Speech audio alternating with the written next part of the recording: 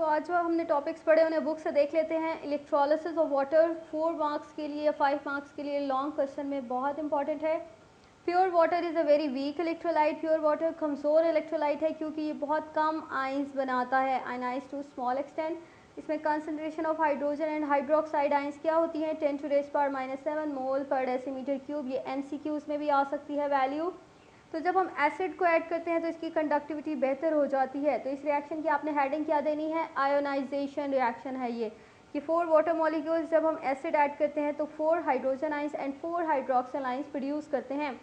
जब हम इस एसिडिफाइड वाटर में से इलेक्ट्रिक करंट को पास करते हैं तो hydroxyl anions move towards the positive electrode anode and hydrogen cations move towards the negative electrode cathode and वहाँ पर क्या हो जाते हैं, डिस्चार्ज हो जाते हैं, वहीं पर रिएक्ट करते हैं।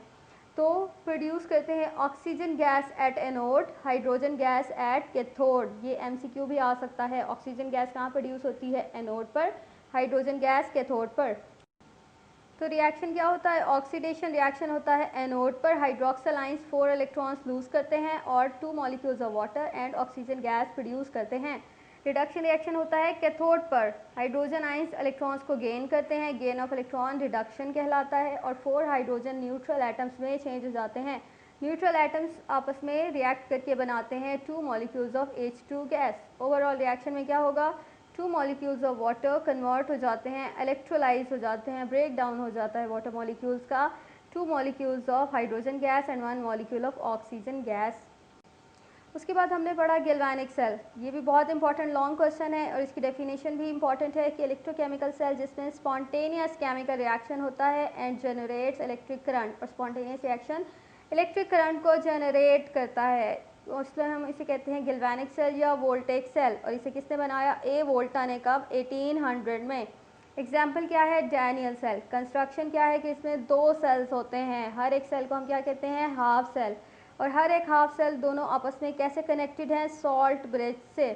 तो हर एक हाफ सेल में N electrode is dipped in 1 molar solution of its own salt, कि जो भी इलेक्ट्रोड लेंगे सोल्यूशन भी उसी सॉल्ट का, उसी इलेक्ट्रोड के सॉल्ट का होना चाहिए, और इन 2 इलेक्ट्रोड्स को कनेक्ट करते हैं वायर से। ये भी शॉर्ट क्वेश्चन आ सकता है। जो हाफ सेल्स हैं वो किससे कनेक्टेड हैं, सॉल्ट ब्रिज से। जो इलेक्ट्रोड्स हैं वो किससे कनेक्टेड हैं, वायर से।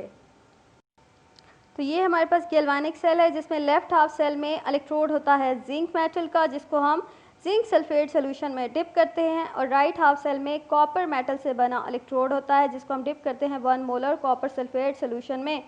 Salt bridge is a U shape glass tube. ये क्या है, सॉल्ट ब्रिज, जो कि यू शेप का ग्लास ट्यूब है।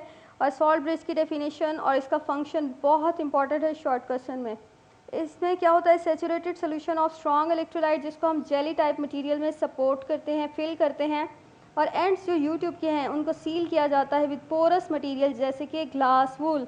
The function of the salt bridge is to keep the solutions of 2 half cells neutral by providing pathway for the migration of ions.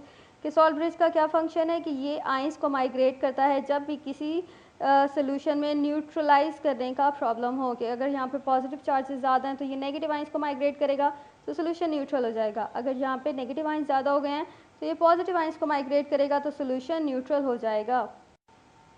Working क्या है इस सेल की, कि zinc metal के पास tendency है electrons loose करने की कॉपर से ज़्यादा, तो ऑक्सीडेशन कहाँ पर होगी, जिंक इलेक्ट्रोड पर।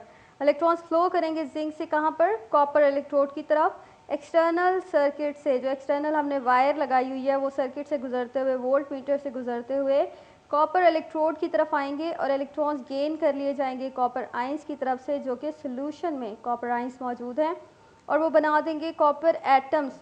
उनमें पॉजिटिव चार्ज ख़त्म हो जाएगा इलेक्ट्रॉन्स गेन करने की वजह से, और वो डिपॉजिट हो जाएंगे कैथोड पर। तो ऑक्सीडेशन रिडक्शन रिएक्शंस कैसे होंगे, कि हाफ सेल रिएक्शन एनोड पर होता है, ऑक्सीडेशन जिंक 2 इलेक्ट्रॉन लूज करके बनाता है जिंक +2 आइंस, और रिएक्शन जो कैथोड पर होता है वो है रिडक्शन, कॉपर जो है वो इलेक्ट्रॉन्स गेन करता है और कॉपर सॉलिड मेटल एटम बना देता है।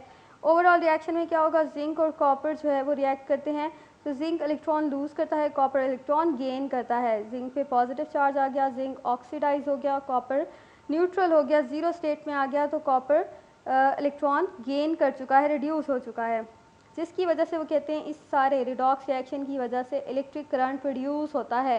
और बैटरीज़ जो हम यूज़ करते हैं ऑटोमोबाइल्स में और रनिंग कैलकुलेटर्स एंड टॉयज़, वो सब जो है यहाँ पर सेम प्रिंसिपल पे काम करते हैं।